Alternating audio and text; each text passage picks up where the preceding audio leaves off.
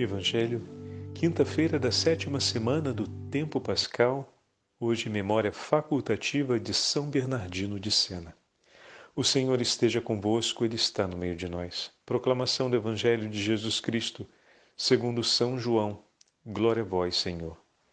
Naquele tempo, Jesus ergueu os olhos ao céu e rezou, dizendo: Pai Santo, eu não te rogo somente por eles, mas também por aqueles que vão crer em mim pela sua palavra, para que todos sejam um como tu, Pai, estás em mim e eu em ti, e para que eles estejam em nós, a fim de que o mundo creia que tu me enviaste. Eu dei-lhes a glória que tu me deste, para que eles sejam um como nós somos um, eu neles e tu em mim, para que assim eles cheguem à unidade perfeita e o mundo reconheça que tu me enviaste e os amaste como me amaste a mim. Pai, aqueles que me deste, quero que estejam comigo onde eu estiver, para que eles contemplem a minha glória, glória que tu me deste porque me amaste antes da fundação do universo. Pai justo, o mundo não te conheceu, mas eu te conheci, e estes também conheceram que tu me enviaste.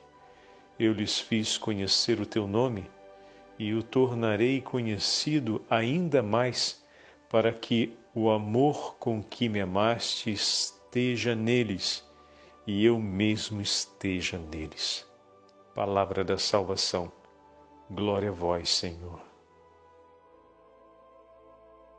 Quinta-feira da sétima semana do tempo pascal, em nome do Pai, do Filho e do Espírito Santo. Amém.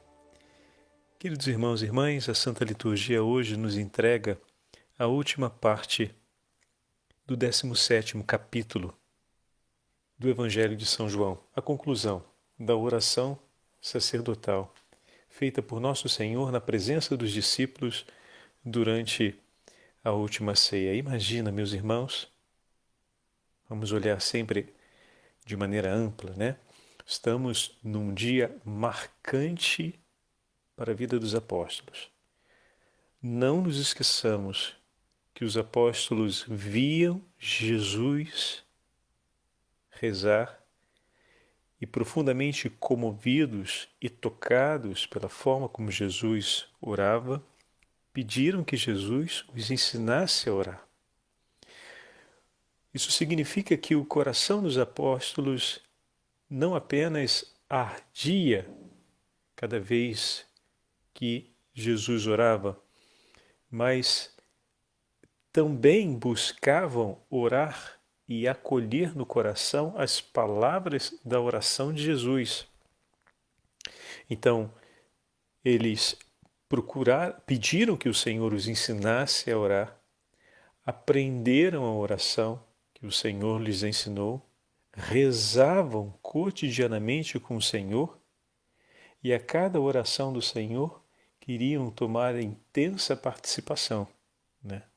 Então estamos na última ceia, estamos num momento, num dia marcado por inúmeros eventos extremamente significativos. E no final do discurso da última ceia, como nós ouvimos no primeiro versículo do capítulo 17, assim falou Jesus e erguendo os olhos ao céu disse. Então, após o discurso em que a sua hora havia chegado, que o Senhor diz que vai para junto do Pai, que a sua alegria será completa, é importante que ele vá, porque assim poderá ser enviado o Paráclito. Depois de todas essas palavras, Jesus ergue os seus olhos aos céus e reza, como nós temos acompanhado nesses últimos dias. E hoje, exatamente no dia de hoje, nós temos esse trechinho onde Jesus fala ao Pai as seguintes palavras. Pai, versículo 24, aqueles que me deste, quero que onde eu estou, também eles estejam comigo, para que contemplem minha glória que me deste, porque me amaste antes da fundação do mundo. Essas palavras, presentes na oração de Jesus naquele momento, tenho certeza que todas as palavras daquela oração marcaram muito o coração dos apóstolos. Mas padre, eles talvez deviam estar agitados com tantas informações, com tantas coisas que estavam sendo apresentadas por Jesus, sem dúvidas, meus irmãos. Mas uma coisa é certa, os gestos de Jesus imprimiram marcas profundas na alma dos apóstolos.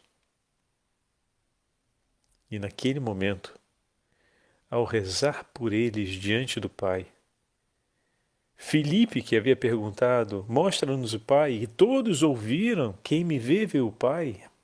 Imagina como não estava a sensibilidade dos apóstolos para esse gesto que Jesus cumpre de terminar o discurso e erguer uma oração aos céus ao Pai.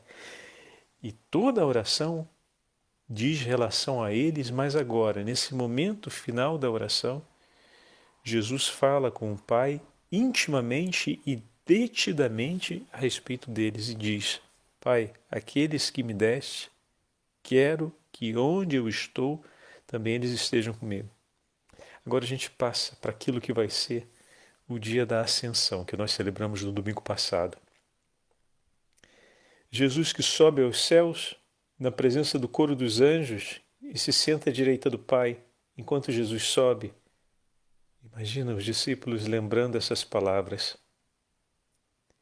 Pai, aqueles que me deste, quero que onde eu estou, também eles estejam comigo. Lá. Nossa, que felicidade! Imagina ver a cena da Ascensão, rapaz.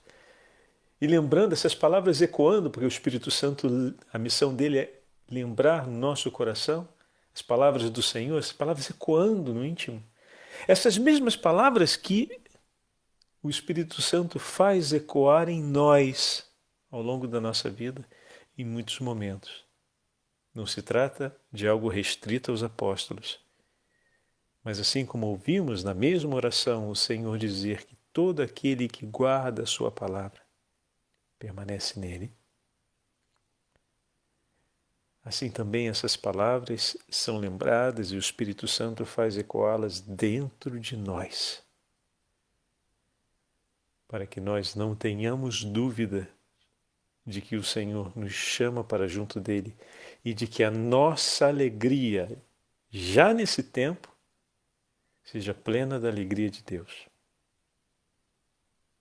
Além disso, vejam, meus irmãos, o Senhor que disse que acompanhará os discípulos, pegando o texto de Marcos, que ouvimos no domingo passado, os sinais messiânicos.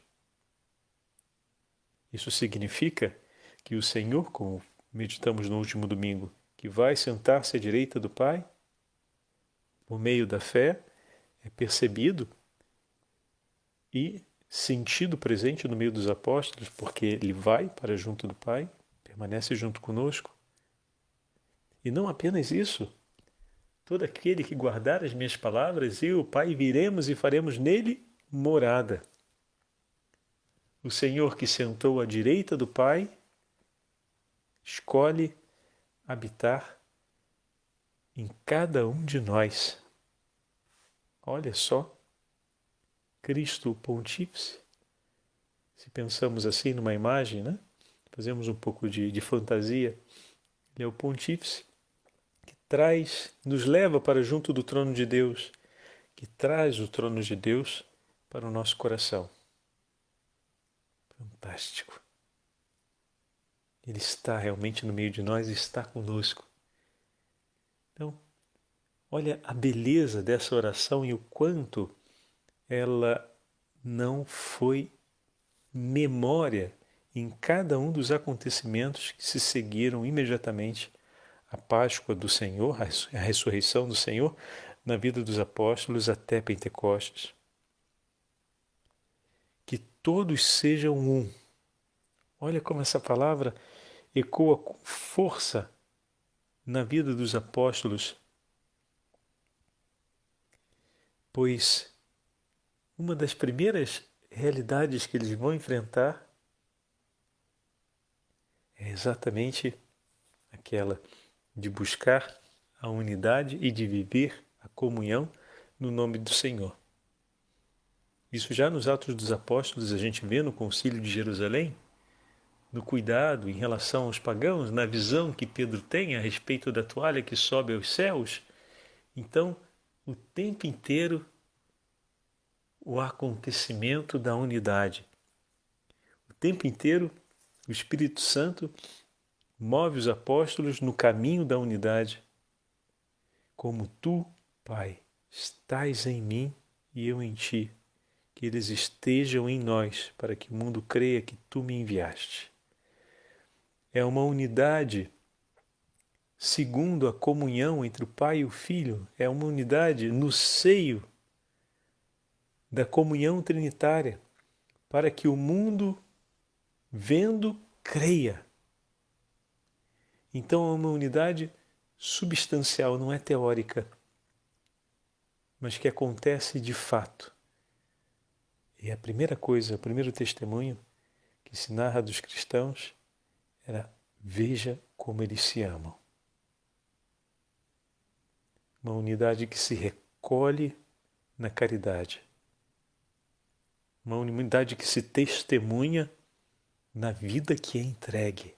Nos bens que são divididos, mas sobretudo nos corações que se unem. Nos corações que vão para além deles mesmos e repousam e buscam Cristo e vivem Cristo, como ensina São Paulo. E daí o Senhor vai dizendo: eu neles, tu em mim, para que sejam perfeitos na unidade e para que o mundo conheça que me enviaste e os amaste como amastes a mim, para que o mundo conheça que Deus nos ama. Ô meu irmão, olha a nossa missão nesse mundo como cristãos, para que o mundo conheça o quanto Deus ama os homens. Você já parou para pensar nisso? Para que o mundo conheça o quanto Deus ama cada um de nós. Nós somos essa carta de amor. Nós somos essa palavra de amor no mundo, sobre o amor de Deus pelos homens. Como precisamos invocar a vinda do Espírito Santo sobre nós, para que nós cumpramos essa missão que está sendo declarada aqui, olha, não é outro, senão o próprio Senhor Jesus que nos fala a respeito disso. Nós somos no mundo o eloquente testemunho do amor de Deus pelos homens. Somos de fato? Estamos sendo de fato?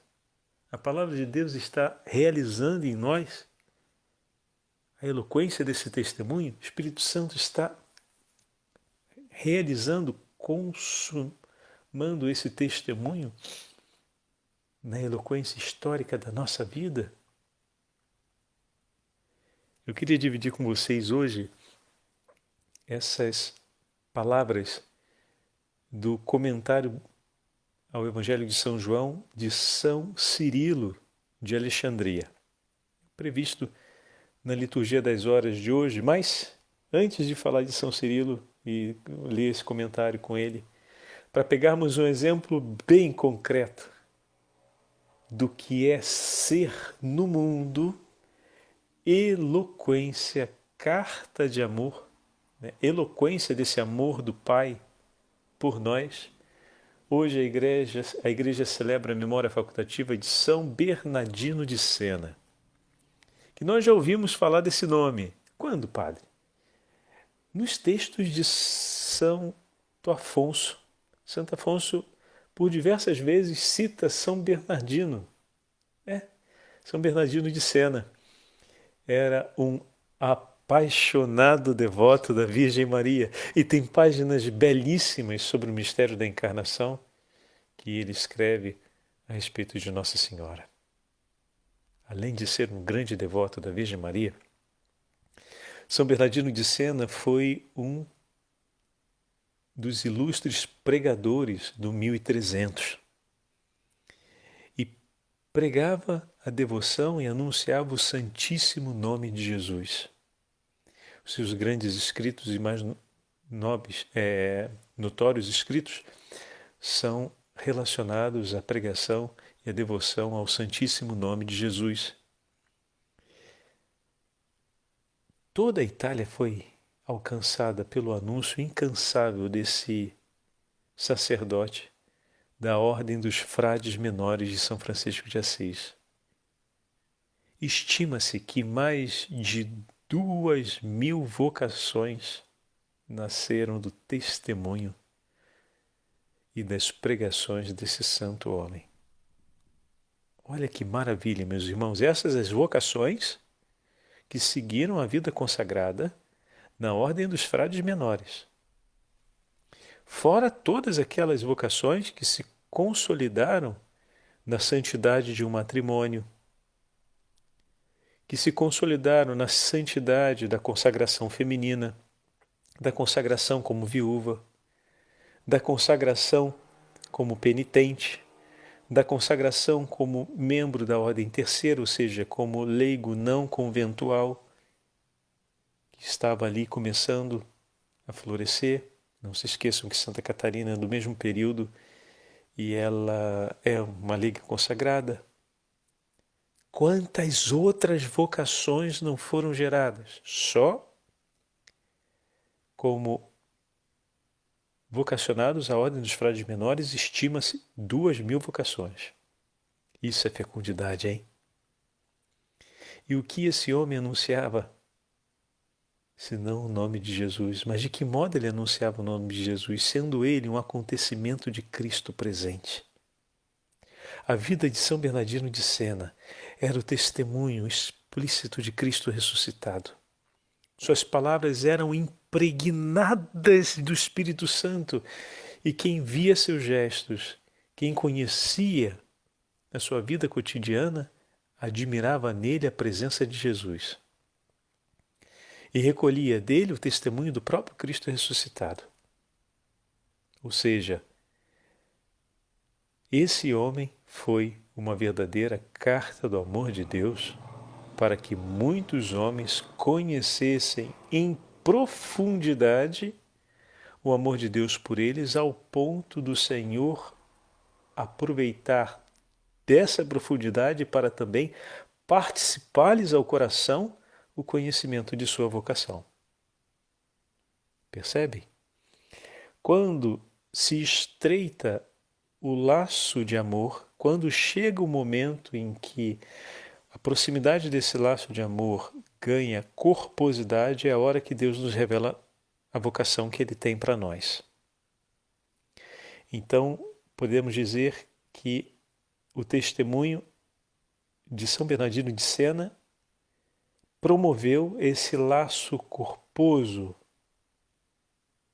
com Deus e estreitou de tal forma o amor de tantas almas ao bom Deus e consolidou uma conquista do conhecimento de Deus tão grande e de uma experiência do amor de Deus tão grande para essas almas, a ponto de se dar o tempo oportuno em que Deus comunicou a elas o chamado vocacional. Deu a conhecer-lhes, então, tamanha qualidade desse testemunho, tamanha força desse testemunho de São Bernardino, tamanha intensidade dele em favor dessas almas que o recolheram, né? Daqueles que viam, daqueles que conviveram, daqueles que ouviam sua pregação. Fantástico, rapaz. Nossa! E, bom, a história nos declara isso. O testemunho, 6 anos depois de sua morte, já estava sendo reconhecido como santo. Que grande carta de amor foi ele. Bom, dito o testemunho, vamos pedir hoje a intercessão de São Bernardino de Sena por todos nós, ao final da nossa meditação.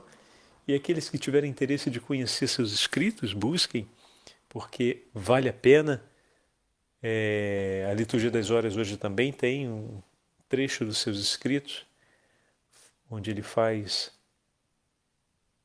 a comparação com a força do coração do apóstolo São Paulo em anunciar o nome de Jesus e o poder dessa autoridade E ele próprio foi, como o apóstolo São Paulo, um grande anunciador do nome de Jesus e, ao mesmo tempo, teve a chance de recolher tantos frutos, né, desse anúncio. Agora, aquele que opera em nós, olhemos para o texto de São Cirilo de Alexandria, que nos fala sobre o Espírito Santo que opera em nossos corações. Ouçamos. Cristo tinha cumprido a sua missão sobre a terra e para nós havia chegado o momento de entregarmos em comunhão, de entrarmos em comunhão com a natureza divina do Verbo. Era preciso que a nossa vida anterior fosse transformada em outra diferente, começando um novo estilo de vida em santidade. Olha como ele fala da vida cristã. Estão percebendo? Estamos no século V. Do outro lado do mundo, no Oriente. E olha com que clareza São Cirilo de Alexandria escreve sobre a vida cristã. Era preciso que a nossa vida anterior fosse transformada em outra diferente, começando um novo estilo de vida em santidade.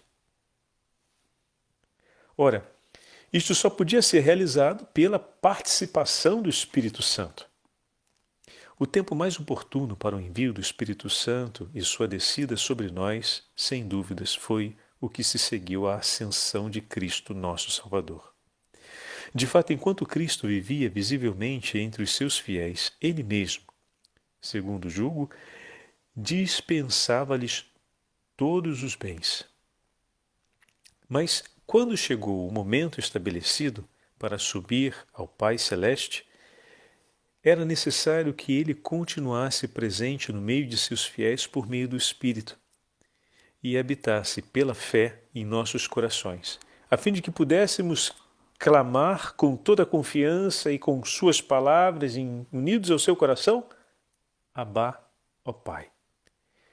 E ainda nos tornássemos capazes de progredir sem demora no caminho da perfeição, superando com fortaleza invencível as ciladas do demônio e as perseguições dos homens, graças à assistência do Espírito Todo-Poderoso. Não é difícil demonstrar com o testemunho das Escrituras, tanto do Antigo como no Novo Testamento, que o Espírito transforma e comunica uma vida nova àqueles em quem habita. O servo de Deus, Samuel, dirigindo-se a Saul, disse: O Espírito do Senhor virá sobre ti e tu te tornarás outro homem.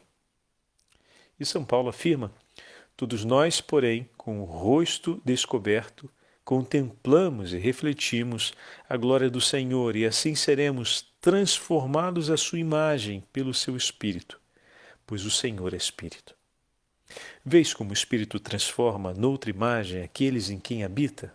Pois bem, facilmente ele o faz passar do amor das coisas terrenas à esperança das realidades celestes e do temor e da indecisão à firmeza e generosa fortaleza de alma. Foi o que sucedeu também com os discípulos. Animados e fortalecidos pelo Espírito, nunca mais se deixaram intimidar pelos seus perseguidores, permanecendo inseparavelmente unidos e fiéis ao amor de Cristo, como o próprio Senhor havia dito em sua oração sacerdotal. Não é verdade?